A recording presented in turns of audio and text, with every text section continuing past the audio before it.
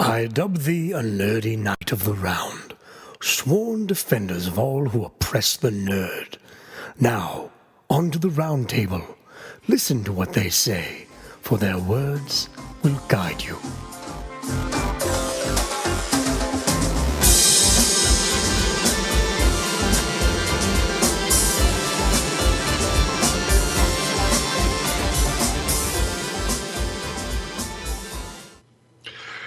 It's another nerdy night as my roundtable joins me, Ben, the ridiculous Riddick, sitting around the Iron Throne in King's Landing. I am your king, and joining me at my roundtable, as always, hand of the king himself, Sam Chen. Woohoo! I have both hands. Yay! That is very true, and you're alive, and still have a head, so...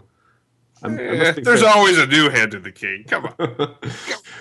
And of course, every king needs his bard to go out and spread the word of his awesomeness. That bard is the #1 NK Radio fan, Recruit. Hey, I'm on not TV, live TV. Yeah. Twitch TV. Twitch TV, twitch.tv. Look, Bob, I'm here. Yeah. I have two hands. Recruit, you've been like one of our longest running fans of the show. So Thank you. Now you finally get to be on the show. Technically our only fan because, you know, since you're in Game here, of Thrones fashion, there's going to be no you one guys, in chat today. you guys, I'm taking you guys down very soon. Game of Thrones Holy fashion, chat. So. So while Recruit wants to talk about trophies and achievements, I want to blather on about DLC and microtransactions, and Sam will be talking your ear off about episodic games. We have some housekeeping to get to before we go through all that, and we're going to start off with our new segment, the news, which is brought to you by Sam. He did all of this hard work so that you guys could know more about what's going on in the world. So Sam, how does this work? I go first, you go first? Well, you're going first because you got the odds. Okay. I was trying to do a Star Wars reference there, but you know. Guys, so the first item on the news is Mother Nature helped Ubisoft out by sponsoring a promotional ad for The Division over the weekend by getting the Snowpocalypse to turn Manhattan into a real-life preview of the Dark Zone. Disney also announced this week that Star Wars Episode 8 will be delayed 7 months to December 2017 from its original May release. Don't worry, though. Star Wars fans will still be getting a movie a year, and I'll be one step closer to winning a steak dinner from Ben. I think longing makes the heart grow fonder. You know. I'm okay with that. Beautiful. I like steak. The U.S. Consumer Safety Product Commission announced this week that it is researching the safety of spontaneously combusting hoverboards, just in time since they're banned everywhere and big retailers refuse to carry them. Even airlines are refusing to take them on their planes. Well, they should be. Yeah, no, I'm on Big this side lithium of that. battery. What could go wrong with that? Combustibles, airplanes. Sounds like a good idea. Speaking of things exploding, the number Whoa. one... Too soon. No, I'm just kidding. This is the news. It's serious. Yeah. Speaking of things exploding, the #1 backed Kickstarter of all time, Exploding Kittens, is coming to iOS at $1. At iOS at $1.99 should provide you with a couple hours of fun until you get fed up with it and ignore it for all time. You know, kind of like your cat does to you. My cat loves me. Where's the cat now, What he Ben? wants you to think. Sleeping. And guys, this might shock you, but Mighty #9, the kickstarted spiritual success to Mega Man, has once again been delayed. Ironically, this delay... Damn That's it, one of the Mike. programmers. He's one of the programmers right there. That's what they're Ironically, saying. this delay was due to the fact that the engine it was using is no longer being updated because of the existing delays. The game will probably be released when our producer Mike is done pulling out his hair. 3 Swiss retailers unofficially leaked the price of the PSVR at about €450. While this move might upset console gamers hoping for a substantially lower price, at least we can still make fun of Oculus fans. Ha! We got slightly less screwed than you. I don't believe it yet. 25% less screwed is the screwed I want to be at. Yeah. That's okay. That's okay. Speaking of Japanese trends... Wait. Yes. Speaking of Japanese trends... Oh, I'm sorry. We forgot to fix that one. There we go. The Xbox One sales number last week. 99 lucky Japanese gamers got their hands on a shiny new next-gen console. Only 20 times less than the number of PS3s that were moved. Wow, 99 Xbox Ones were sold. The week before, 138. Jesus. They really love it there. 2,000 PS3s were sold. Come on. If they don't have a Monster Hunter or something like that on Xbox, it's not going to sell. Or Dragon Quest. Fair. Just like Airbnb is an Expedia for you, the spare room in your house, GM's newest service announcement this week, Maven, is Zipcar. Yep, it's just Zipcar.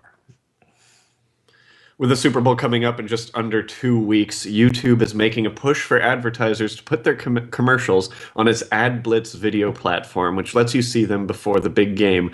Unfortunate news for millions of Americans who are now forced to watch the game just for the football. And last but not least, showrunner Stephen Moffat announced this week that he will be giving up the keys to the TARDIS after 6 years. When asked what should be expected of his departure, fans responded, "We're sad to see Moffat go, as his departure will likely mean less fan service, less repetitive plot lines, better female characters, and higher ratings as the show becomes better." Oh, damn. It for the news. It was really good. It was really good, Sam. Messed up. You know what? I didn't notice that part. What are you talking about? I didn't either. I was great. Let's move on to the greatest topic of the Wow. Did we mess up? See, No. this is what happens when we don't have like someone in the chat holding us. Yeah, this is all your fault, chat. This is your fault, recruit. Get off the show. Get in the chat. Anyways, let's continue the show with what we usually start the show with, which is our active quest lines, where we describe the nerdy things we've been doing over the last week. And Recruit, I'm going to go with you last, since yours seems to go right into your topic. Sound good? Pretty much. Sam, tell me, what have you been doing this week? So it took me about a week to put together that news segment. Hope you enjoyed it, because that's the last one you know.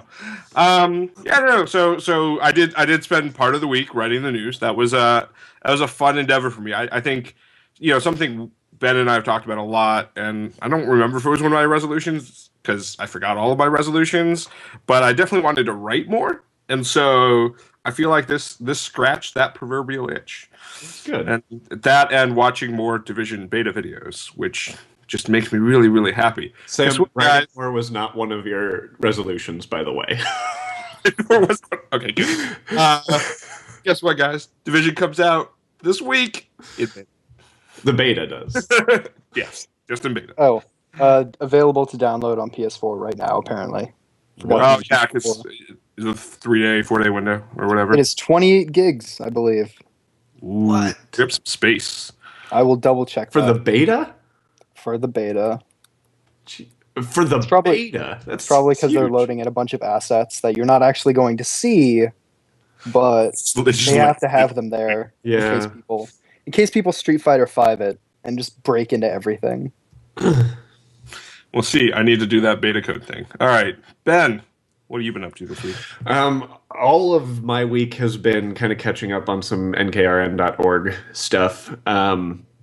So, episodes are actually being put on iTunes and getting to YouTube and all that. It's been, I've been falling behind a lot this year, and I apologize to you, our faithful fans, and I appreciate you kind of sticking with us in all of this mess that I have created for myself. But it's all getting back up there, and I'm really happy with some of the new stuff that we're going to be pushing through. Did you also put up that pre-order page for Half-Life 3? Oh yeah, absolutely. So you're right in the dough. Yeah, you just go to paypal.com/Ben Riddick. Hey. Share. I'll split it with you. He's like, 90-10. They'll split it with you when Mighty Number 9 comes out. What is your active quest? There's so many. It never stops. Just anime everywhere. Quest. Tell us about the platinums that you've acquired. 2 platinums this week, I believe. Only 2, sadly. Uncharted Drake's Fortune, which Awesome. first PS3 game I ever played and platinumed. Uncharted 2 when I got my PS3, the bundle. Went back and played Uncharted 1 for whatever reason. Didn't bother going one more playthrough to get the platinum on the hardest difficulty. Did that on PlayStation Now. PlayStation Now runs all right. Finished that 99th platinum. And then just this saga continues 2 years back or so whenever Destiny came out. And I also got that in the bundle, Destiny bundle. And just tonight, about 5 hours before the show, maybe like 3, I finally just sat down, did a bunch of story quests in the Taken King to get my subclasses maxed out. So which was your last trophy? What was the Titan Mastery? So now that you've actually put in some hours into Destiny, what's your favorite class? Hunter. Absolutely. Yeah, Hunter. Double jumps, man. Double jumps and that throwing knife. Once you get the juggle skill, you can just keep popping people in the head. It's art. It's fantastic. You missed it when that was one of the daily quests. It was like 15 headshots with your knife. You just go, it's really a shame the incendiary knife kind of sucks. Yeah, I mean, I don't know. I don't often use the gunslinger subclass. I'm usually either Blade Dancer or Night Stalker when it comes to the Destinies. So that's kind of my thing. And your topic is kind of all about trophies tonight. Is it? I'm pretty sure it is. Trophies, achievements, dude. awardables. I could talk about trophies all day, every day, all the time.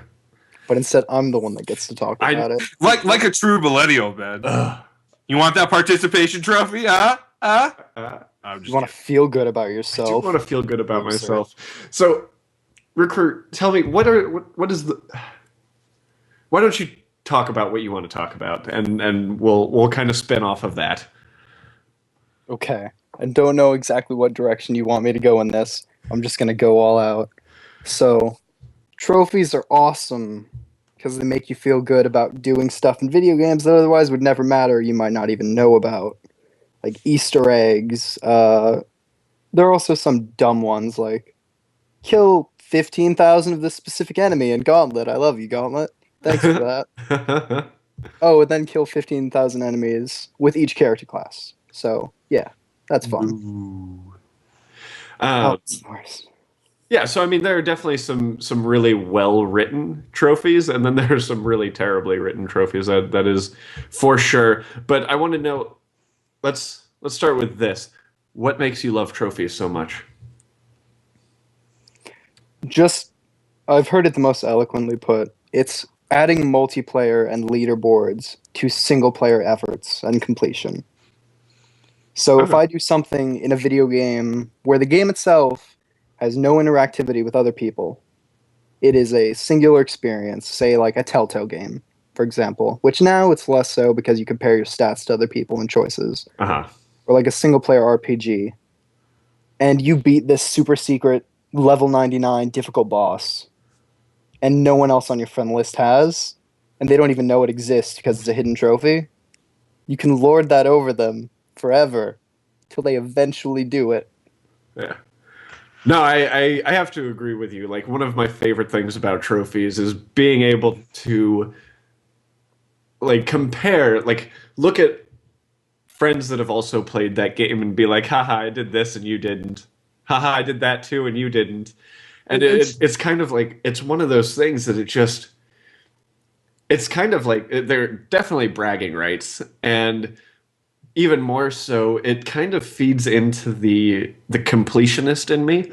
Like, games didn't obviously used to have trophies and achievements, but instead they had like random collectibles that you could find, or, you know, get 3 stars on every mission, or, you know, get the high score on every, you know, run, or something along those lines. And since all of those things have kind of fizzled out, trophies and achievements have kind of replaced that and made it public, and it just collects all of them from all of my games to be able to look at in one place, and it's just like, Yes. Well, and I think for me, okay, so as someone who doesn't have a platinum, as someone who like rarely trophy hunts, Persona 4 Golden, Sam's coming for you. Yeah, it's coming. It's gonna be like it's gonna like I'm gonna end up making a deal with Ben, so it's gonna be like the potato salad on Kickstarter. So eventually Ben's throwing this huge party, and like somehow I managed to do it without telling Ben at all. Right. No. So no. So news article, just not tell him. I think what you've Ben. That's what's going to go in next week's news. Sam Platinum's for Golden. I owe him steak. So I think I really like the leaderboard for single player like mentality of this, but I think what ends up like deterring me from this is it like I feel like a lot of games have trophies that are just like, we would like you to play our game more. Like, we're not really going to challenge you with anything. Just please play our game more. And that's 15,000 enemies. Yeah. And real fun. Like, okay, I think stuff like that are easy, but just numerous in quantity that you'll get from playing the game like a reasonable amount of time.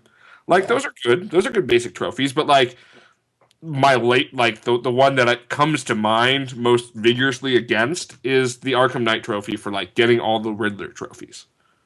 That takes fucking forever. That's gotten worse and worse as the series goes on, and they introduce more mechanics, and it's become less about. It would be better if there was less puzzles, but each puzzle was in and of itself like, say there's 5 Riddler trophies in the game, or 10, and each one has a trophy, and then there's one trophy for getting all the Riddler trophies. Yeah, but each thing in and of itself is like a level. Yeah, or like they tried to incorporate the Riddler. It's like a puzzle, like room. Well, yeah, like the Riddler missions that when you were trying to help, like maybe spoilers-ish if you haven't played Arkham Knight. It was in the when you're trying to help Catwoman get out of the Riddler's traps, you would do these random like puzzly rooms and races and things like that. They were really basic, and I didn't play it myself. I saw most of them. Things. I really enjoyed them. Like I didn't like a lot of. They can be good and just not difficult. Yeah, that's true. I had a ton of fun. And then racing is also weird. That's a weird. Riddler. He's really Moto GP. Like he's passionate about it. I mean, the entire thing is like I love that quest line. It was great, and then you get to the end and you're like, well, to really finish this quest line, you need to like poke your eyes out for another 30 hours. Like, it's a you got to the final world in this 3D platformer. Now go back and get all the secret coins.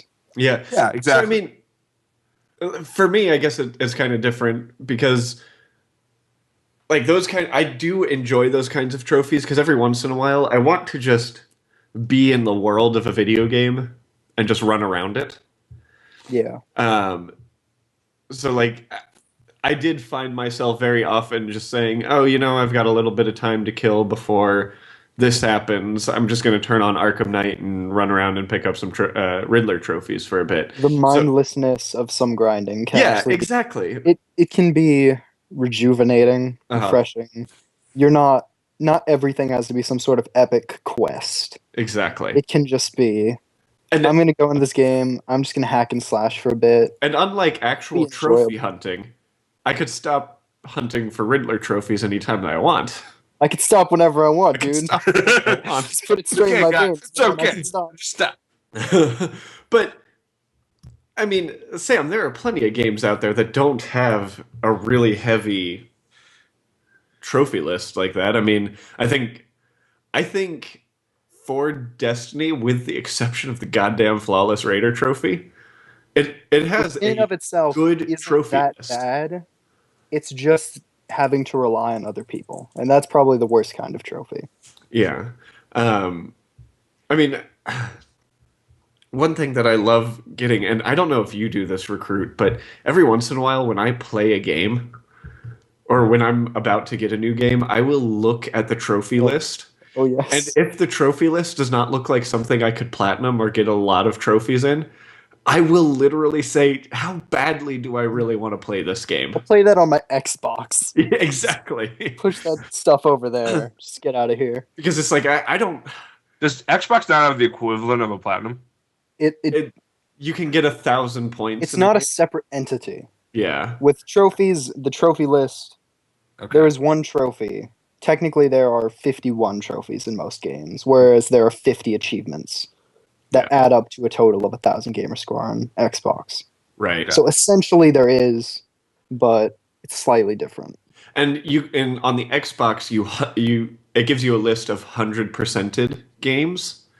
But that goes away every time a DLC pack with exactly. It goes away every single time a DLC. But a platinum is just the baseline of the game's trophies. Yeah. Nothing more, nothing less. Sure. You did bring up a good point earlier, Ben. I've kind of lost it now. We went on a tangent. Oh, that's good. I do like the leaderboardness of the new trophies, and they've actually made progress towards being able to compare your trophies with the general public as well, with the new rarity system. Yeah, I love that rarity system. That is fun for me. It is. I do enjoy that. It's especially telling how it works with PS Plus games, because my rarest trophy is the Ollie Ollie 2, the hardest trophies and the ones leading up to the platinum. Somehow, the platinum itself is not the rarest trophy I have. I don't know how that works. That's weird. I don't think it must be a syncing issue, but just by a little bit, it's not the rarest trophy in that game. What is there a way to figure out what your rarest trophy is? Just external websites. PSN profile specifically, the one that shows me like rarity percentages to that degree. But gotcha. You always take it with a grain of salt because it's only for that. I don't know if it's just taking the trophy and saying it is this rarity on PSN, or if it's taking the entire website. Gotcha. No, I mean, like that's one of my favorite things now is the. But I do not do that. I don't specifically not play a game just because I might not be able to platinum it. Well, no, I do become wary, and I do become less enjoyed. I don't like when I have less than 50% of the overall trophies. 50% is pretty rough.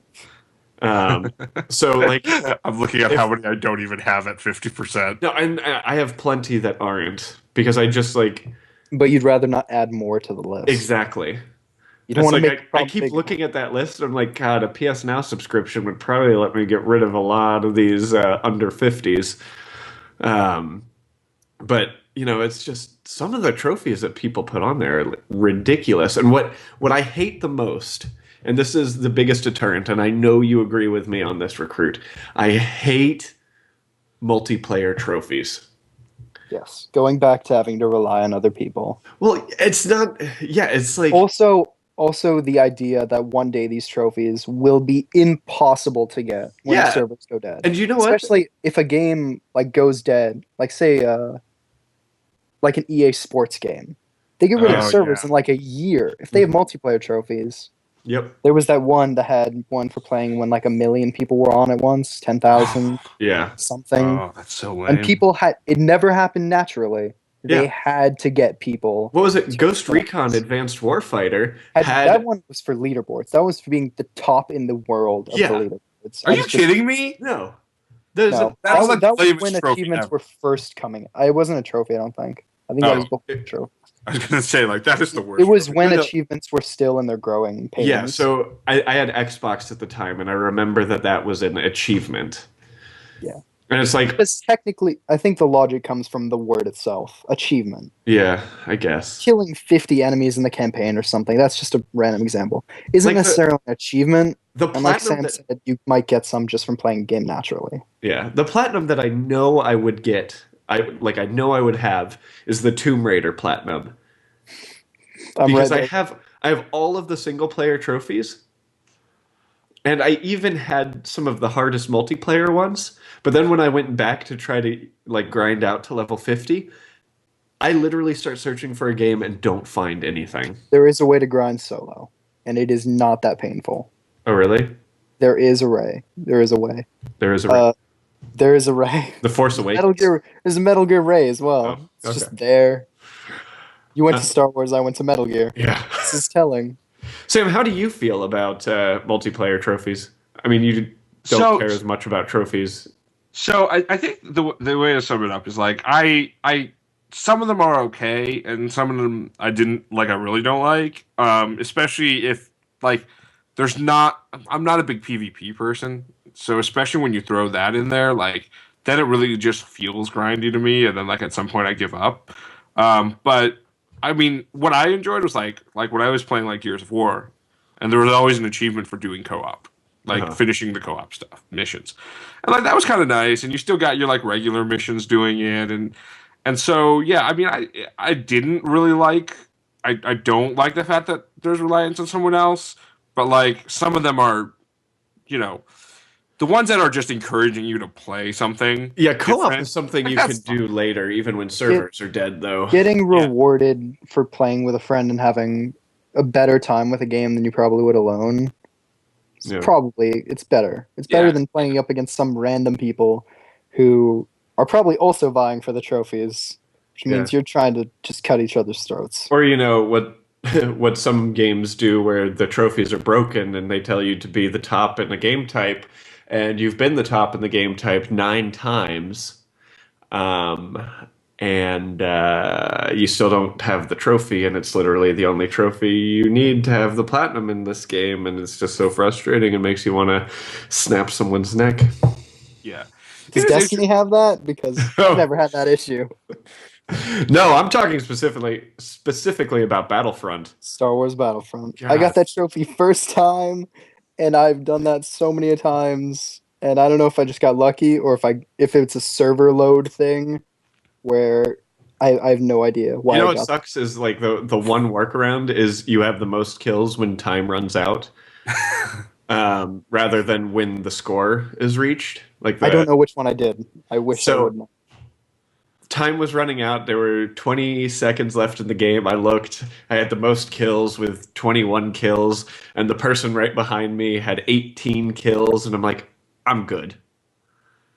End of the game comes along, and the guy had 22 kills. I'm like, you goddamn motherfucker. I thought you were gonna say he ran out, or he didn't run out the clock. He just got to 25 and ended the match. Oh, so no one wins. The clock still ran out.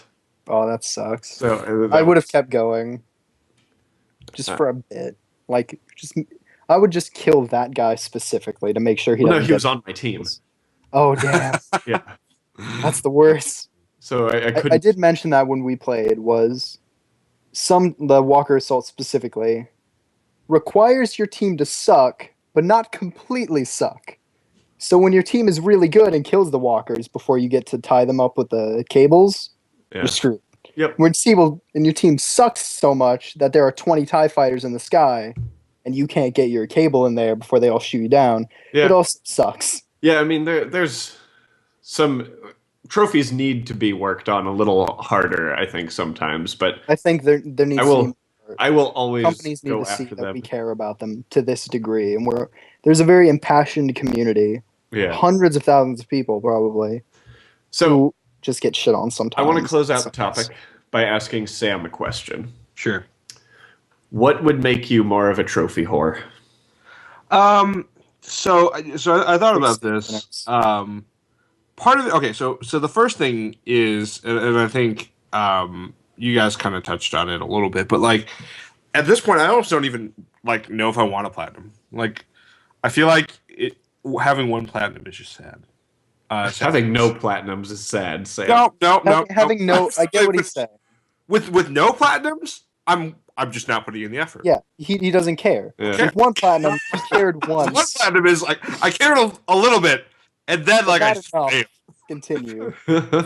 No, I think like more or less, it's got to be like, you know, I want them to be more within reach if I just play the game a lot. Mm-hmm.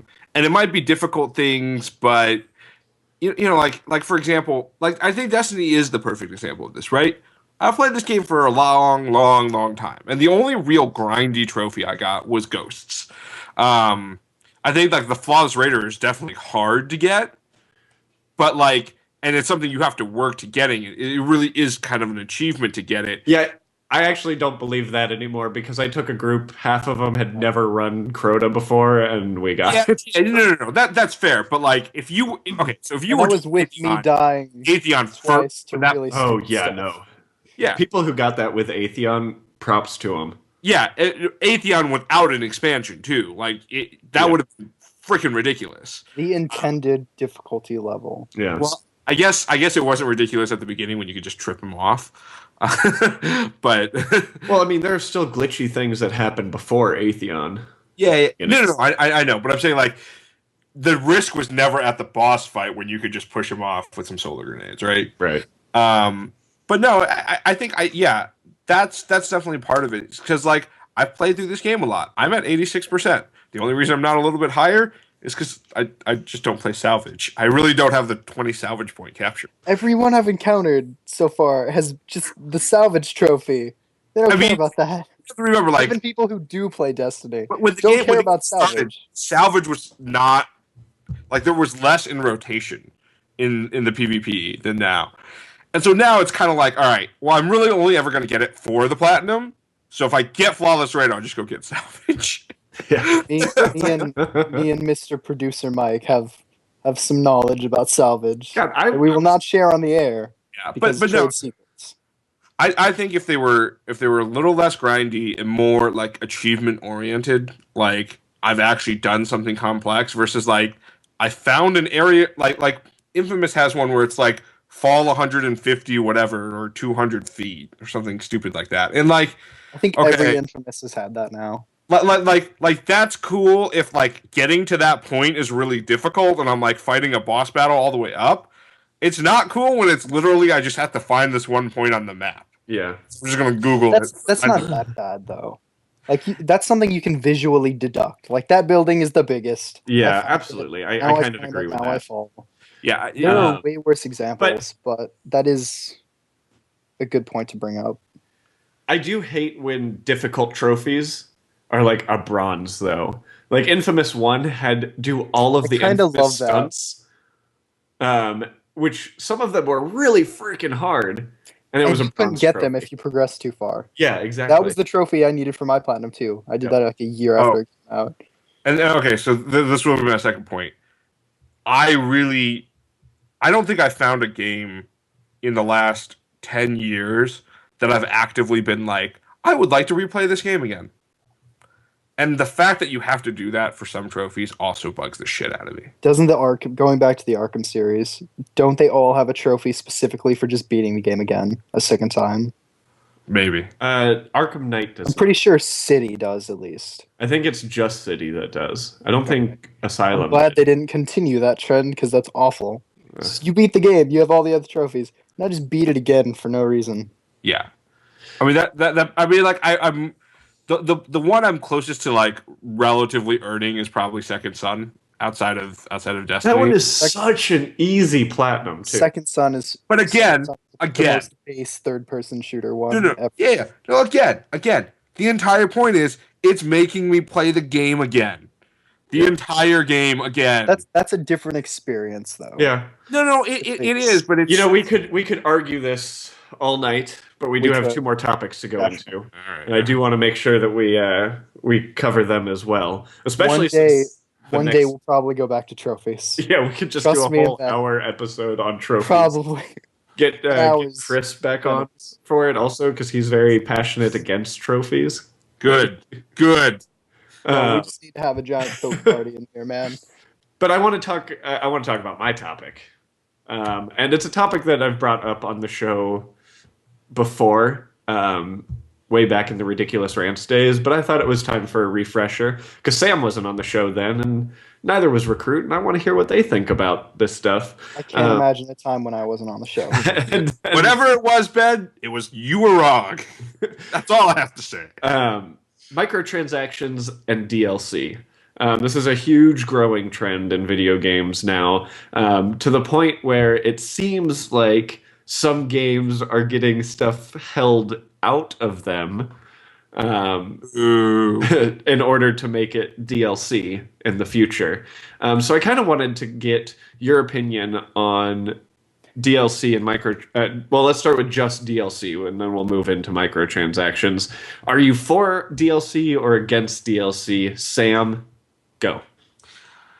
Spiritually, I'm for DLC. In reality, more or less against it. And we're talking about like additional content DLC, right? Right. It's like theoretically everything's DLC. So DOA swimsuits. Yeah. You know, exactly. So spiritually, I'm for it in the sense that like if you made a good game and like people want to play it and you can extend the life just a little bit by developing some more content for it, yeah, why shouldn't I pay a little bit more for it? I've enjoyed your game. Execution is the problem. It's kind of what you said was things are being held out. Mm-hmm. Well, if things are being held out, then well, fuck you. Like I paid $60. Give me my game. Yeah. That's my short rant. I remember back in the Halo days, Halo 2, it's like when they had DLC come out, you could either download it on the store, but that was a big fancy thing, or you could go to GameStop and buy another disc, put it in your Xbox, and it would download it. Because you give it to your friends to break the system. Exactly, and then you could give it to your friends. And it still worked. I remember that from Fallout 3. Oh yeah, Fallout 3 had that exact. That was insane. That's right. Like, how is this logical? I could just give this. I don't have friends, but I could just give this to them. Yeah. Theoretically, but that's Fallout 3, so no one had friends playing that. Yeah, this is very, very true. Recruit, what is your opinion on DLC? I think DLC can be a good thing. It really depends on the team and usually the publisher / producer or whatever. Depends on how money grubby they are. If they're willing to take something that the original plan was to put it in the game for the $60, mm-hmm. and then they specifically like just cut it out to make money off of it, even if the game is like 200 hours base, just the intent is what really makes it good or bad. I mean, one of the things that annoys me, like with what you're saying, is, and this happens the most I've seen with Assassin's Creed games. It's like there's always a DLC that comes out like a week after its release, and when you go to download that DLC package, it's 100 kilobytes. And I'm like, bullshit! This is in the game. What was it? Street Fighter Cross Tekken was really well known for that, like entire characters and skins and stuff. Yeah. Like kilobytes. It's like no. This is not content. This is you're selling me an unlock key. Yeah. So it's for funny. The shit that's in the game. Let's say a publisher actually literally just got smart about that, and we're just trying to trick you. Like, would you be more of a fan? Like it's 2 gigs, it's a dummy file. Like you'd have to figure out what it installed if it really increased. People would mine that stuff and find out. Oh yeah, absolutely. And I think that'd be way worse because then there's back to what I said. There's no plausible deniability. They know what they're doing. I mean, so I guess there's a way you could be tricked the other way. I mean, I guess this kind of thing would happen in Destiny if you download an update with all the data has to be there, and then your 100 kilobyte thing could be an unlock key from the update. Or from the update. But all the content has to be there it's because really it's just different base game ways still. So I guess it can work both ways, but still, I hate that. Hate it so much. But there are games that I feel do DLC really well, and the one that I played most recently, and I really don't know the reception of this overall, but Arkham Knight's DLC, the family one, the final I love because it's not. They are literal expansions to the game. You play a different character and you play a full storyline. I mean, not a full storyline, but like another 2-3 hour story. It has an arc, an opening, closing, and like, yeah. They could be standalone like PSN titles, like little like Infamous Festival of Blood size. Yeah, exactly. Infamous Festival of Blood. Which was a good way to do that. And they did it again with First Light. Yeah. Which was bigger too. It was a lot bigger, but still, that kind of thing. Like I loved that, and I thought the DLC in that was great. But then there are Well, let's start with that. What's some of your favorite DLC that you've actually enjoyed? And let's start with Recruit this time. I mean, there are a few of my favorite DLCs that I really did not enjoy, but I guess I'll talk about the ones I enjoyed. We'll get into the bad ones. Don't worry. Okay.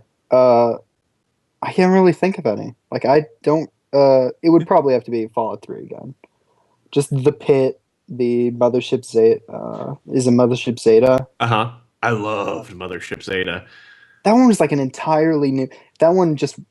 The pit was still. It was a different locale, but it was still Wasteland. Yeah. It was still brown and dirty and reds and stuff. And it had more horror elements than most of the main game did. Which was interesting change of tone. The Pit is the only one that I didn't play in Fallout 3. Pit was all right. It was kind of glitchy. Gotcha. Mothership Zeta I loved though, so I can get behind that. As Mothership Zeta was fun. It had entirely new guns, but like even in the main game without Mothership Zeta downloaded, there are hints to Mothership Zeta. Yeah. Like, even before Mothership Zeta came out. Even before it was announced. Yeah. When they just said we have DLC plans. Yep. I think that was before the time of season passes too. It was. You could get discs for DLC. Yeah. It was a wasteland out there, man. GameStops were being raided for DLC discs. And what's great is you could sell them back to GameStop, those DLC discs, and then buy them DLC discs didn't work. I mean, it just made a noise, and I couldn't play it. I would cheat the system on that. I would go buy the used copy of the DLC disc, and GameStop had that 7-day, return policy, so I'd use it, and then I'd go back to GameStop and be like, I didn't like it, and then return it. 7-day rental policy? Yeah, essentially. I didn't like it. I'm gonna keep my product. You can have the disc back. Yeah. Sam, how about you? What do you think is some of the best? So before that, I want to tell a quick anecdote about GameStop returns. Just really quick. So they used to fuck up the system when you were like a power up reward whatever crap member for the 10% off used. So I would literally buy games and return them, and they would return at full price. Oh, great! I've had that happen very recently. But okay, no. So my short answer, which is a little bit of a cheating answer, my short answer is The Taken King. Yeah, I would say Taken King is a good one. The thing is, like, I around the time when gaming really started to turn to DLC, I became a lot less of a console gamer.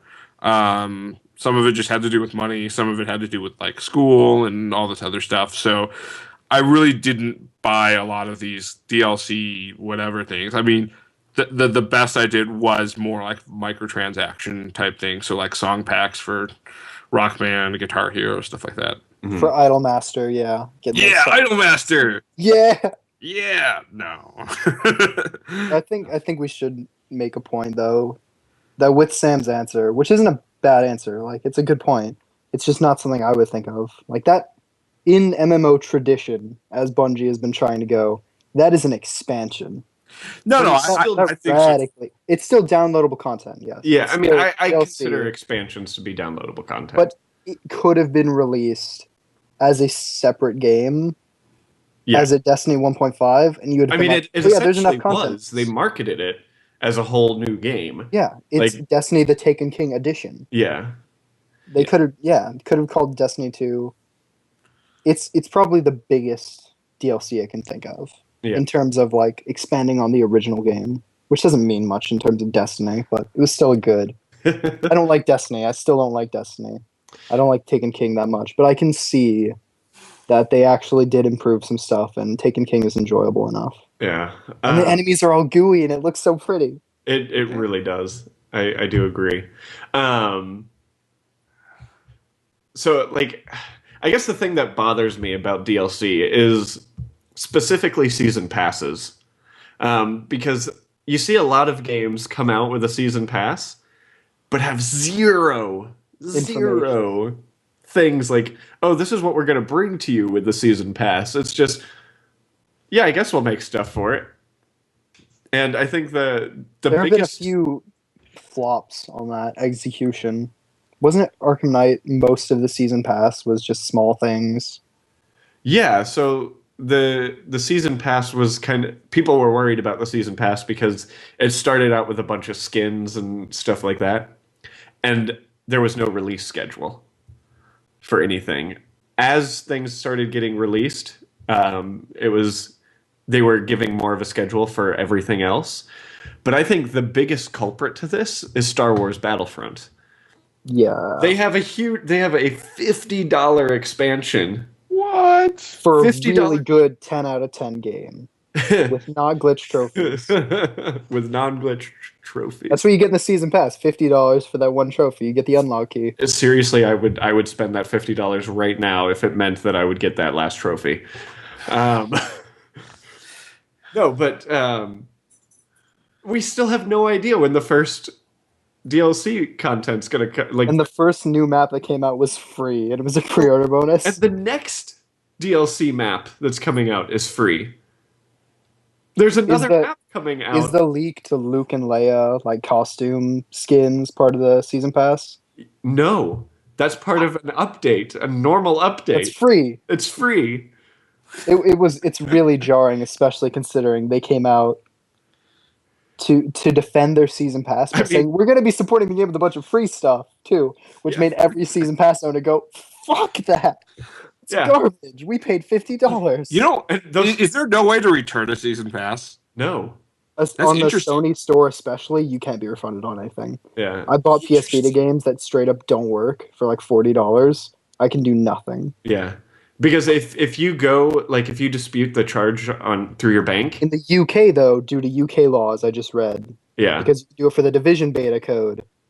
You can pre-order it, but they can't actually charge you until it comes out. Yeah. So you can get that beta code. I'm just going to do it on Amazon. Yeah. Yeah, me too. No, because that's my question. Because I know there are laws in the US like that. They probably for just some states. In the PlayStation Store. Yeah. No, and they do apply to the PlayStation Store as well, but you have to live in one of those states that has that law. Well, what state do I need to change my address to? I don't remember what the states are. But yeah, if you go on your bank and dispute a charge for PSN, they will ban your account. Yeah. I didn't know that level, but they will ban your account. That seems really awful considering some people honestly dispute claims because their PSNs get hacked. Well, yeah, that was... Wait, guys. It's okay. It's okay. We got a free day of PSN. Yep. Which we have to redeem a code for. So it's all good, guys. It's all good. It's all good. I mean, technically, they gave you 50% or 100% more than you deserved. Because it was only out for like 12 hours. They gave you a full 24. Of course, it doesn't matter. I felt like we didn't get anything last year. Did we get something last year? Did something even happen last year? Oh, the Christmas Day outage. It was out for like 3 days. Day? Not 2015, but 2014. Yeah, we didn't get anything for. And then before that, like 2012 was the major one. 2011 maybe. Yeah. All right, guys, we are going over on this topic as well. Even though we did start a little late. But I do want to move on to our final topic of the evening, and I guess we'll have to come back to microtransactions another day. And that final topic is Sam's topic. Sam, what is your topic tonight? Microtransactions! No, I'm just kidding. So it's episodic gaming. And to be very clear, like, what really, like, made this kind of pop out in my head was an article that Citizen in the chat sent me, which was basically talking about how, like, Square Enix that kind of just announced that Hitman would be released very episodically with, like, you would pay this much for, like, a base game, and then you would pay more for expansions, sort of, over a long course of time, that, like, it was actually part of their business model. Why a lot of the games in their development cycle were like this. Most notably of which was announced a while ago, Final Fantasy VII. And so the gist of it was basically saying, like, look, developers, like, just saw this decline in console gaming, like, people just weren't buying stuff near the end of the last cycle, and they were just afraid console was going away, and it was all going to shift to these small microtransaction-based games where, you know, you bought a character for $2 or something like that. And so they started to try to, like, build their development cycle around it. Mm-hmm. And now like, and I think that the argument there was like, well, at the end of any console generation, especially one for as long as the last one was, like people were just waiting for the new thing. But now they're saying like, oh, well, with the success last year of stuff like The Witcher, Fallout, all these other kind of games that were like AAA titles that sold very well, companies are less worried about it. But again, it's too late in their development cycle to say, oh, okay, instead of going from this episodic stuff, we'll go to full-blown $60 games where we actually give you all your content. So I don't know. That's the most interesting spin I've heard on why things get released. Why what should be a AAA title gets released in an episodic format. And I kind of just want to see what you guys thought about that mentality. Do you think it's just a crock of bullshit? Or do you think like maybe now that we've kind of proven out that PS4 actually is a great console that people buy, that we'll start seeing less of that from developers? I don't think we're ever going to start seeing less of this from developers, just for the sheer fact that developers have proven that this sells games. But like at large scale though, like besides Destiny, like at large, because the other point would be like Telltale games or Life is Strange, right? Right. Which are one crafted like that in a storytelling context. Yeah. Was Life is Strange even like that commercially successful? No, I don't think it was commercially successful. It was critically successful. Critically successful. But I would argue that, and they're releasing like I don't know how much the Telltale games would have been hugely, widely successful in that context. Like, I think people who played them really enjoyed them. Yeah, I think Telltale does it better or they have it better because they get the licenses. Like, they have Marvel. Yeah. They have Batman coming out. They had Borderlands. They have Marvel? Did you just say they have Marvel? They announced Marvel like a while ago. Did they? I'm pretty sure. No. I'll look it up. I'm pretty sure. You're just thinking about Batman. I think it was before that. No, but that's the thing. Marvel and Telltale Games teaming up for 2017. Woo-hoo! I'm just crashing Ben's entire worldview. No, that's awesome. Yeah, I know. Yeah.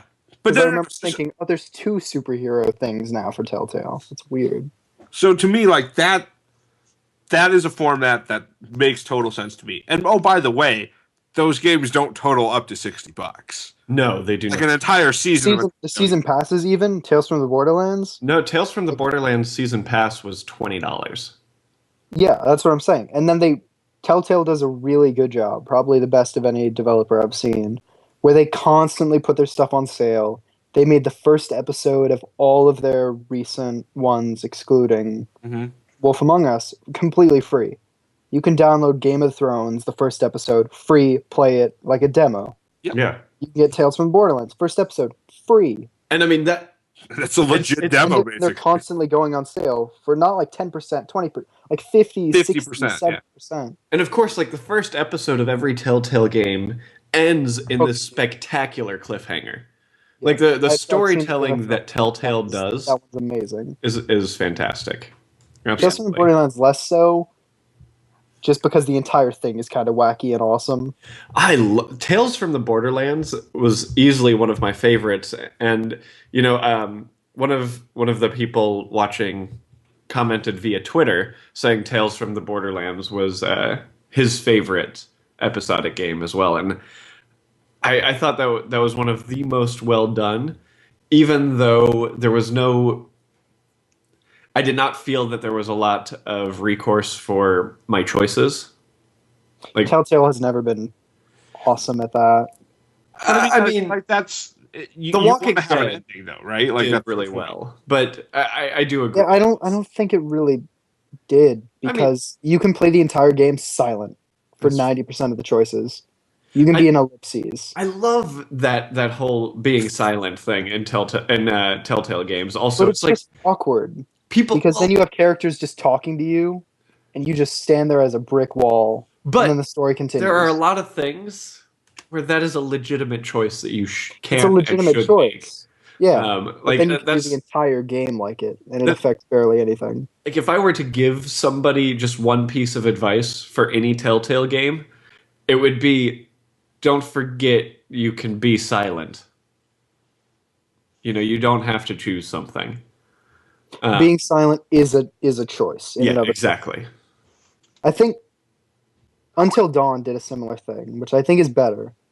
You guys all played Until Dawn? Yeah, but that's not really an episodic game at all. So why don't we stay on track? That's fair enough. And kind of go back to the episodic games. I think something that to Sam's point is we've got these big AAA games. Not that Telltale isn't becoming more and more AAA, but Hitman is a great example of a game that's doing it. But we have another very big and exciting game coming out eventually, and that's Final Fantasy VII, which is also said to be episodic. Questionably episodic, I should say, I guess. There might be translator error. Yeah, I mean, we're not sure yet. This is a game that came out years ago on PlayStation 1, 19 years ago, and was one full game. And all of a sudden, they're remaking it, and it's going to be multiple games, even though it's going to be the same amount of content. And we don't know anything else about it other than it's probably going to be $60 per episode. It's definitely. How do we know that? Do we even know that? No, we don't know. That's what I anything. just said. Okay. Well, you said probably. This. You said probably. What does probably mean? Probably means that it's something Square that is most likely going to happen, but we cannot confirm nor deny it. Is this like how you think the PSVR is probably going to be $200? I still think that. Each Final Fantasy episode will be $200 confirmed. No, but I mean, look at other Final Fantasy games. Final Fantasy. What was the most recent one with Lightning? Is that 13? Lightning Returns. God, 13-3, the best game of 1, all 2, time. and 3. Okay, each one of those was a $60 game.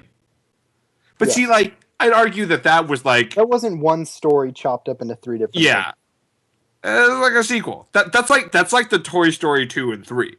Maybe not as good as Toy Story 2 and 3 were relative to Toy Story 1. But yeah, I a little bit different. A little bit different. It's close enough that you can make the comparison, though, because it's the same company, it's the same series. Yeah, right. Never played a single Final Fantasy game, but I could at least make that reference. If you think about it, because their whole design concept for the 13 series and outside of 13 that are games that weren't even released in America, like I'm pretty sure Final Fantasy Agito. Have you guys ever heard of that? No. I believe it's Nova Crystallis. Oh, one of those was technically supposed to be an episode, or in the same kind of thing. I thought that was all of the games, though. No, Nova Crystallis was specifically 13, and all pretty much everything that's come out until 15. Okay. All right. So questions that come up in the chat. Being episodic are games helping their cash flow, and I think that to me actually. When I really look at the grand scheme of things, I actually do buy the argument and almost even support the argument that by giving them a little bit of influx of capital, proving out that they should continue to invest in a certain IP is okay. Oh no, I don't like that. It's Kickstarter-ish. But it's very Kickstarter-ish. But let me put it another way. Think about what some of your complaints for bigger DLC content is, right? One complaint is bad timeline. You don't really know what you're getting, and you don't really know what the timeline is for everything like that. If I could tell you, you're getting a third of this game, and then you're getting another third, and I say, okay, in Hitman, it's 5 missions. So your first third is 5 missions. You'll be paying $20 for it, and then you're paying another $20 for another 5 missions, and then the last one will give you 7 missions, and you're paying another $20 for it. And at any point, you can be like, cut it, I'm out. Like think about it. I'll give you a prime example. Evolve. I bought Evolve. I thought it was going to be Sorry for your loss. I hate Alex O'Neill for making me buy Evolve. Because the first time he's on the show, he was like, I want to play Evolve. And I'm like, oh, I want to play too. Like, $30 into Evolve, I could have cut and run. Like, I got a certain number of maps, certain number of characters. Okay, this game sucks. No one else is playing it. I'm cutting and running at 30. You could say that about any game, though. Like, I wish every single game had a demo so that I could see how bad it sucks, and then just give them no money. See, instead you are giving them money. Well, and to Ben's point, when because I made the same argument about Division. He's like, well, demos aren't really demos anymore. They're just really like showcasing the best part of a game, so you'll buy it, which. I said that about betas, not specifically demos, but I still hold the same feeling for demos as well. It's like it's essentially a trailer. You're gonna pick out your favorite parts of the thing and make it look as good as possible, and essentially trick people into getting it. So even that is kind of shady. But we did mention it with the Telltale episode 1, the ending always hooks you exactly in the same kind of way to make you get the next one. And with Telltale specifically, they're all so story based. I think releasing them so far apart only hurts them. Yeah, I agree. You come back, who are you? What? I played Destiny since then. I can't remember a thing. And they've gotten a lot better at that as games have gone on, but I do think that is a problem. It's like it kind of fizzles out. To the point that Jules in Colorado was making in the chat about studios just helping their cash flow. Like, that's the kind of thing that I don't really like the idea of. Like, I understand Sam's point, but it gets very Kickstarter-esque where it's like, okay, well, we're going to put the first part of this game out and we'll be able to put the rest of it out if it does well.